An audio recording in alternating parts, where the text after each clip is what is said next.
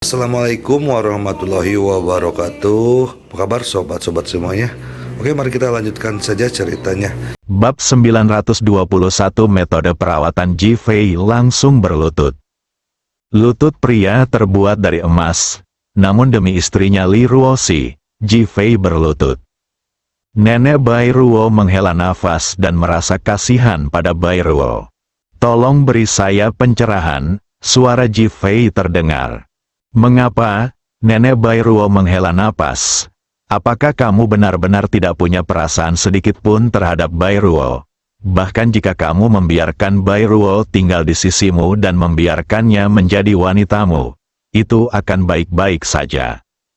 Nenek Bai Ruo masih berdiskusi dan bertanya, "Li Ruoxi adalah satu-satunya orang di hatiku. Aku hanya akan berlutut di hadapan orang lain untuknya."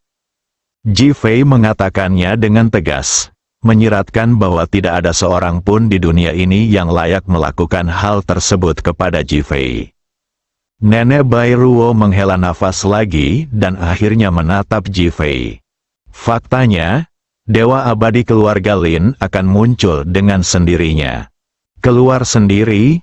Ji-Fei berseru untuk memverifikasi. Nenek Bai Ruo mengangguk. "Ya, selama dia menemukan inang yang lebih baik, dia akan keluar dengan sendirinya. Ini adalah sifat serakah manusia." "Di mana saya dapat menemukan tuan rumah yang lebih baik?" Ji-Fei tampaknya melihat secercah harapan di matanya. "Ada satu di kota Phoenix." "Kota Phoenix?" Ji-Fei bertanya dengan ragu. "Jika memang ada di kota Phoenix, mengapa dia menempati tubuh istriku?" Seorang Gu immortal tanpa inang sebenarnya adalah hantu. Hantu tidak memiliki kemampuan. Dia tidak dapat muncul secara langsung, dan dia tidak dapat mengerahkan kekuatannya. Ji-Fei langsung mengerti. "Lalu bagaimana kita bisa menemukan tuan rumah yang lebih baik?" "Setiap 500 tahun, seekor burung Phoenix akan dibangkitkan di kota Phoenix, tetapi ia akan menghilang segera setelah dibangkitkan." "Phoenix bangkit kembali?" Ji-Fei tertegun dan bertanya. "Phoenix terlahir kembali dari abu, ia bangkit setiap 500 tahun, itulah sebabnya kota Phoenix mendapatkan namanya." Nenek Bai Ruo berkata sambil berpikir, "Apa hubungannya ini dengan Gu immortal? Jika aku tidak salah, dia akan memasukkan jiwa perihantunya ke dalam tubuh burung Phoenix saat burung Phoenix terlahir kembali dalam 3 hari. Saat itu, dia tidak hanya akan menjadi perigu, tetapi juga memiliki tubuh burung Phoenix. Selama dia dapat menghidupkan kembali dan menaklukkan burung Phoenix, dia akan menjadi pengguna Gu terkuat di masa depan, dan seluruh Xiangqi akan menjadi dunianya." Mendesis. Setelah mendengar ini, Ji-Fei tidak dapat menahan diri untuk tidak menarik napas. "Menurut apa yang kamu katakan, apakah itu berarti dia akan meninggalkan tubuh istriku dan mengambil alih tubuh Phoenix?" "Itulah teorinya." Ekspresi Ji-Fei menjadi rileks, dan sedikit kegembiraan muncul di wajahnya. "Bagus sekali. Apa kabar? Apakah menurutmu dia akan berbaik hati untuk pergi dan membiarkan istrimu diselamatkan olehmu?" Ji-Fei tertegun. Dia memilih istrimu karena dia cantik. Dia berharap bisa menggunakan wanita cantik untuk menarik perhatian burung Phoenix, lalu memanfaatkan kesempatan itu untuk menempati tubuh burung Phoenix, dan burung Phoenix akan memakan istrimu. "Ah, istrimu adalah umpannya." Nenek Bai Ruo mengucapkan kalimat terakhir. Ji-Fei tampaknya langsung mengerti mengapa Gu immortal memilih Li Ruoxi sebagai tuan rumahnya. Lalu mengapa dia tidak memilih orang lain? Ji-Fei masih bertanya dengan enggan. "Semua ini gara-gara kamu, karena aku." Ji-Fei bingung. Nenek Bai Ruo menatap Ji-Fei. "Kamu telah diracuni oleh Gu ulat sutra emas, Gu kelabang, dan bahkan Gu cinta sekarang. Tetapi sebenarnya, kamu tidak diracuni terlalu serius. Tahukah kamu mengapa?" Ji-Fei tercengang. Dia tidak pernah memikirkan pertanyaan ini. Namun, ketika Nenek Bai Ruo mengatakan hal ini, ternyata disitulah letak masalahnya. Mengapa Anda memiliki 1000 hati yang bersatu menjadi satu? 1000 hati kembali menjadi satu. Ji Fei tiba-tiba teringat perjalanan kecusan di Su dan pembunuhan naga. Namun saya tidak mencapai kesatuan pikiran. Dia menatap Nenek Bai Ruo dengan tatapan kosong. Nenek Bai Ruo menggelengkan kepalanya. Aku tidak tahu secara spesifik, tapi aku tahu kamu memiliki 1000 hati yang kembali menjadi satu, dan ada energi naga di tubuhmu. Ribuan hati menjadi satu, energi naga. Ji Fei tiba-tiba teringat benda berbentuk hati berwarna merah terang itu. Mungkinkah 1000 hati kembali menjadi satu? Mungkinkah karena dia, aku memiliki energi naga? Bahkan lebih terkejut lagi, Nenek Bai Ruo mengangguk. Ada energi naga, dan kamu dan Li Ruoxi memiliki kontak fisik. Jadi dia juga memiliki energi naga di tubuhnya, yang membuatnya lebih cocok menjadi tuan rumah dan lebih cocok menjadi umpan Phoenix. Naga dan Phoenix, Ji Fei tidak dapat menahan diri untuk tidak memverifikasinya dengan keras. Nenek Bai Ruo mengangguk, itu naga dan burung Phoenix. Ji Fei terdiam sejenak, berpikir bahwa dirinya telah menyakiti Li Ruoxi. Jadi apa yang harus saya lakukan? Akhirnya, dia menatap Nenek Bai Ruo dan bertanya. Jika tebakanku benar, mustahil bagi Gu Immortal keluarga Lin untuk mendapatkan tubuh Phoenix sendiri, jadi dia membutuhkan asisten. Dia memintaku untuk menjadi asistennya. Ji Fei terkejut. Kenapa lagi dia tidak membunuhmu sekarang? Ji Fei terdiam. Penjelasan ini merupakan penjelasan yang paling masuk akal dan paling mungkin. Dia menatap Nenek Bai Ruo dan menunggunya melanjutkan. Nenek Bai Ruo memandang ke kejauhan.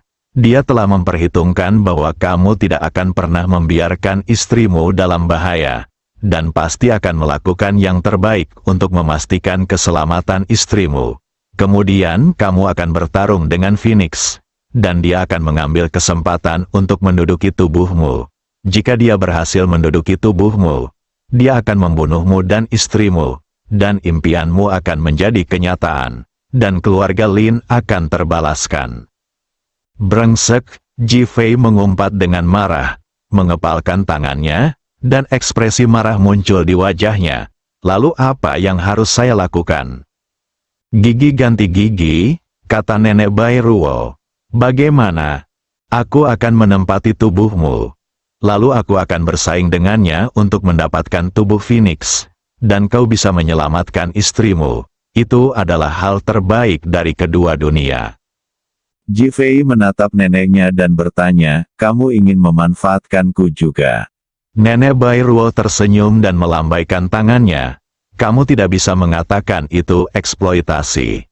Hasil dari masalah ini adalah kemenangan bagi kita berdua, dan aku juga dapat menjamin bahwa istrimu tidak akan mati. Menjelaskan, Ji Fei tidak pernah memiliki kesan yang baik terhadap orang-orang desa Baisui, dan setelah mendengar kata-kata ini, kesan yang dia miliki terhadap mereka menjadi lebih buruk lagi. Mereka semua adalah orang-orang yang mencari keuntungan. Nenek Bai Ruo tidak menanggapinya dengan serius. Jika saatnya tiba, kamu hanya perlu menyegel jiwa dan roh istrimu, lalu menemukan cara untuk membentuk kembali jiwanya, dan kamu akan dapat menghidupkannya kembali. Membentuk kembali jiwa? Nenek Bai Ruo mengangguk. Ya, gunakan jiwa 3 wanita tingkat Grandmaster yang belum pernah menikah seumur hidup mereka dan latih mereka ke dalam tubuh istrimu, dan kamu bisa menghidupkannya kembali. Apakah kamu tahu cara membuatnya? Ya, metodenya adalah... Nenek Bai Ruo memberitahu Ji Fei caranya. Setelah mendengar ini, Ji Fei merasa itu sangat merepotkan dan bahkan sulit. Tetapi dia tampak melihat cahaya terang dan harapan dalam kegelapan. Selama ada jalan, itu akan tercapai. Nenek Bai Ruo menatap Ji Fei sejenak. Lupakan saja, aku tidak akan menempati tubuhmu lagi. Ji Fei tertegun. Kenapa? Jarang sekali ada pria yang tergila-gila sepertimu di dunia ini. Aku tidak tahan. Ji Fei tertegun dan menatap nenek Bai Ruo. Jika memungkinkan, jagalah Bai Ruo dengan baik. Dia juga anak yang malang tanpa kasih sayang orang tua. Ji Fei merasa berat hati, tidak mengatakan apa-apa, hanya mengangguk. Nenek Bai Ruo menatap Ji Fei dan berkata, "Dalam 3 hari, kita akan berkumpul di Gunung Phoenix di kota Phoenix. Apakah kita bisa berhasil saat itu tergantung padamu." "Terima kasih, saya pasti berhasil." Wajah Ji Fei langsung dipenuhi dengan dominasi, tekad dan penegasan. Nenek Bai Ruo tidak mengatakan apa-apa, tetapi berbalik dan menghilang di tempat. Ji Fei menatap langit. Langit di timur sudah mulai terang dan matahari baru akan segera terbit. Ji Fei memikirkan cara untuk menyelamatkan Li Ruoxi, dan dia pasti akan melakukannya tidak peduli betapa sulitnya itu. Di hati Ji Fei, Li Ruoxi adalah satu-satunya pendukungnya untuk bertahan hidup. Hari baru, harapan baru, Ji Fei mendapatkan kembali energinya dan berjalan menuruni gunung. Bab 922 Kota Phoenix yang ramai. Begitu Ji Fei memasuki ruangan, dia mendengar teriakan.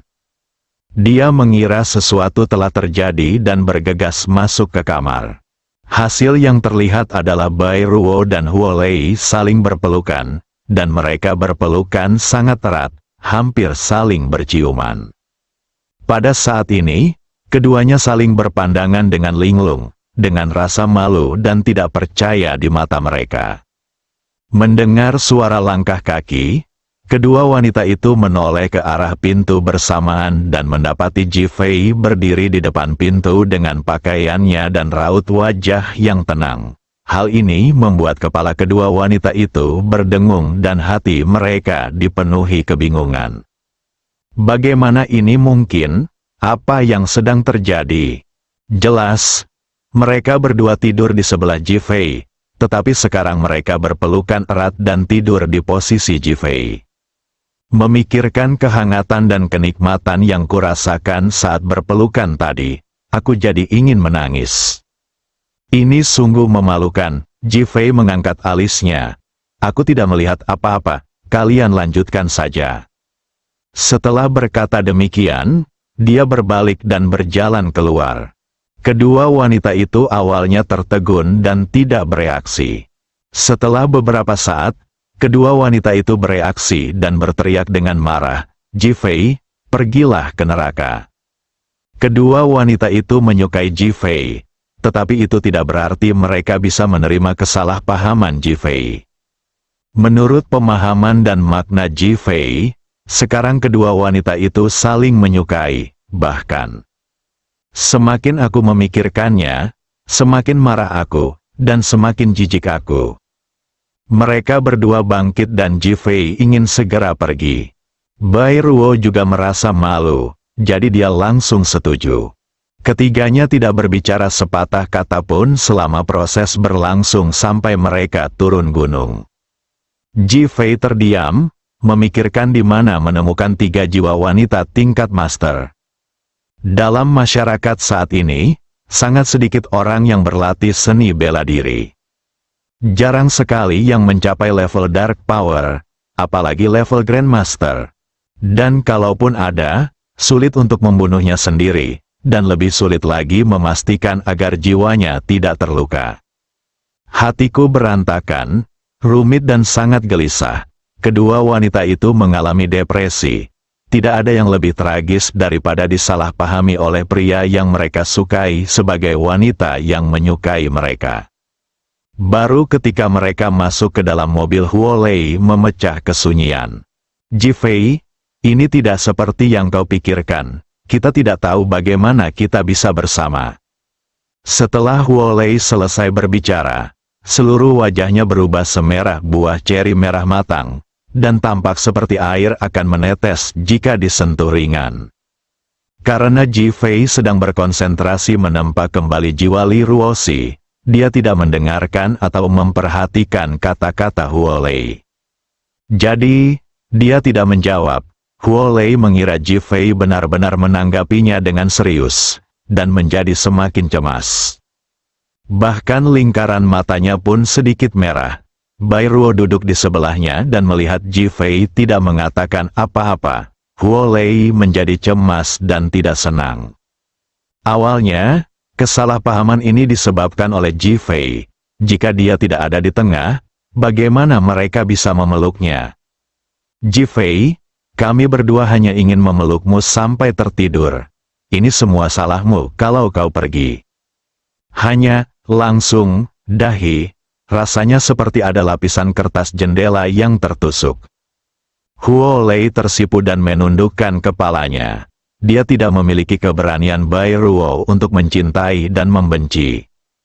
Ji Fei baru saja tersadar dari lamunannya saat itu, dan mendengar Bai Ruo berkata, kami berdua hanya ingin memelukmu sampai tertidur. Tangan saya gemetar dan saya hampir saja mendorong mobil saya ke dalam selokan. Untungnya saya segera menginjak rem dan roda depan mobil berhenti di tengah jalan. Panggilan, Ji Fei menghela napas panjang dan menatap kedua wanita itu. Aku punya istri. Begitu dia selesai berbicara, Ji Fei merasakan sakit di hatinya, dan wajah Bai Ruo juga menunjukkan rasa sakit. Ji Fei menarik napas dalam-dalam dan berkata, ayo pergi. Dia tidak mau berkata apa-apa lagi, jadi dia hanya mundur dan pergi. Huo Lei tahu bahwa penjelasan ini tidak ada gunanya karena Ji Fei tidak peduli tentang apapun. Adapun Bai Ruo, dia merasa tidak perlu menjelaskannya. Mengapa dijelaskan? Hal semacam ini tidak perlu penjelasan. Jadi bagaimana jika dua wanita bercinta? Ji Fei tidak berminat untuk mempedulikan pikiran kedua wanita itu, dan kembali ke kota Feng Huang setelah berkendara selama 2 jam.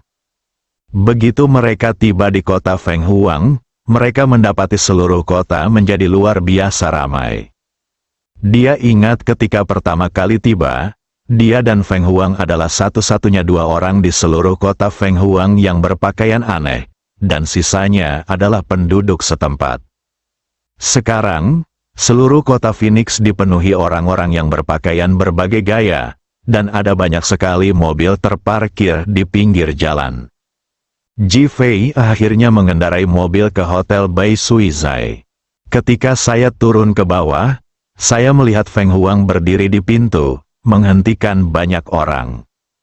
Kamu yang buka toko, kami yang bayar, kenapa kami tidak boleh mengizinkan kamu tinggal di sana?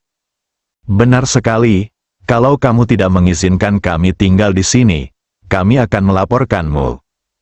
Berapa? Sebutkan saja harganya. Aku akan memberimu 10 kali lipat harga dan tidur denganmu. Haha, semua orang di tempat kejadian tertawa terbahak-bahak. Wajah Feng Huang memucat, tetapi dia tidak melakukan apapun. Ada sedikit kesedihan di antara alisnya. Ketika Ji Fei melihat ini dari kejauhan, jantungnya berdebar kencang dan ia tiba-tiba teringat pada Long Meiying. Bai Ruo, bagaimana keadaan Long Meiying? Apakah racunnya akan menyebar? Itu pasti terjadi, kalau umurku pendek, aku pasti sudah mati hari ini. Bai Ruo berkata dengan tidak senang, Anda. Ji Fei terlalu malas untuk berdebat, jadi dia hanya membuka pintu mobil, melompat ke tanah, dan berjalan menuju desa Bai Sui. Huo Lei memandang Bai Ruo dan mendapati Bai Ruo tersenyum puas saat dia menatap punggung Ji Fei. Bai Ruo, tolong berhentilah memprovokasi Ji Fei. Dia menjadi gila akhir-akhir ini karena urusan Li Ruoxi. Huo Lei merasa kasihan pada Ji Fei dan tidak bisa menahan diri untuk membujuknya. Sakit hati macam apa? Apa aku tidak merasakan sakit saat dia merasakan sakit? Bai Ruo berkata dengan tidak senang. Huo Lei mengira mereka berdua telah meminum racun cinta, jadi dia tidak mengatakan apa-apa. Minggir, Ji Fei berteriak. Siapa ini? Gila sekali, aku. Seseorang mendengar Ji Fei berteriak dan menunjukkan rasa jijik. Namun bang, serangkaian suara terdengar dan Ji Fei telah menjatuhkan semua orang ini. Aduh, aduh, tiba-tiba serangkaian teriakan terdengar. Ji Fei berjalan menembus kerumunan, menerobos masuk, dan masuk ke dalam. Ketika Feng Huang mendengar suara Ji Fei, dia merasa seperti melihat seorang kerabat dan bergegas maju. "Tuan, apa kabar?" "Aku baik-baik saja. Bagaimana kabar Dragon Phantom?" Alasan mengapa Phoenix tidak dibolehkan pergi saat itu adalah karena kami khawatir dengan Dragon Phantom. Mata Phoenix tiba-tiba memerah, dan ekspresi cemas muncul di wajahnya. Ji Fei menjadi semakin cemas. Dia tidak mengatakan apa-apa dan langsung berjalan ke atas. Bai Ruo dan Huo Lei mengikutinya. Bai Ruo berjalan ke pintu dan melambaikan tangannya, melemparkan gumpalan bubuk putih ke tanah. "Ini adalah racun ulat sutra emas Gugu. Jika ada di antara kalian yang tidak takut mati, majulah." Racun Gu ulat sutra emas, itu adalah gu paling beracun di Hunan bagian barat. Jika kau menyentuhnya, kau akan mati. Ya Tuhan, seseorang di antara kerumunan itu adalah yang pertama bereaksi. Ia berteriak keras. Lalu semua orang menjadi kacau dan berlarian. Kerumunan itu langsung menjadi sunyi. "Fiuh," Bai Ruo tertawa terbahak-bahak. Huo Lei menatap Bai Ruo. "Ini tepung." Bai Ruo bahagia bagaikan gadis kecil. Holly terdiam. Bersambung.